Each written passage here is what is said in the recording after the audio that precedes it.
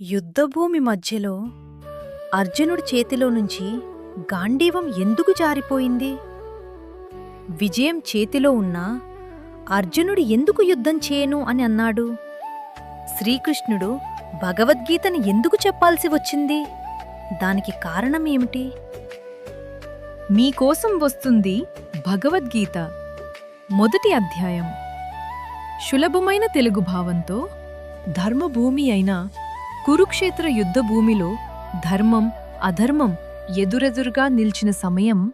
ఒకవైపు పాండవులు, మరోవైపు కౌరవులు. శంఖాలు మోగాయి. యుద్ధానికి సర్వం సిద్ధమైంది. ఆ సమయంలో అర్జునుడు శ్రీకృష్ణునితో, "నా రథాన్ని 2 సేనల మధ్యలో నిలపండి" అని చెప్పాడు. అప్పుడు శ్రీకృష్ణుడు రథాన్ని మధ్యలో నిలిపాడు. అర్జునుడు అక్కడ ఉన్నవారిని చూశాడు.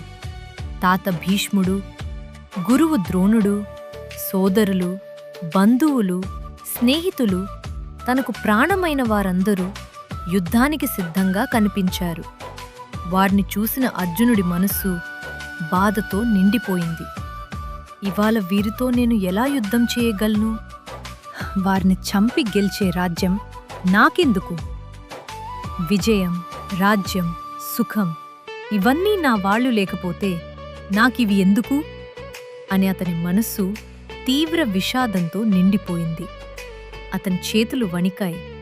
శరీరం బలహీనమైంది. నోటిలో మాట రాలేదు. తన గాండీవం చేతి నుంచి జారిపోయింది. అర్జునుడు ఆలోచిస్తున్నాడు. ఇప్పుడు ధర్మం ఏమిటి? కర్తవ్యమేమిటి? సరైన మార్గం ఏమిటి అని అర్జునుడు సందేహంలో మునిగిపోయాడు. చివరికి అర్జునుడు యుద్ధం చేయలేనని చెప్పి రథంలో కూర్చుని బాధలో మునిగిపోయాడు.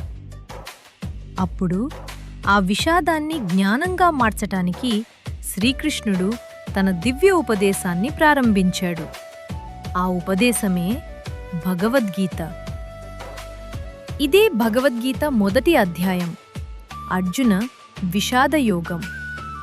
రెండో అధ్యాయంలో శ్రీకృష్ణుడి దివ్య జ్ఞానం ప్రారంభమవుతుంది. ఈ వీడియోస్ మిస్ అవ్వకుండా చూడండి.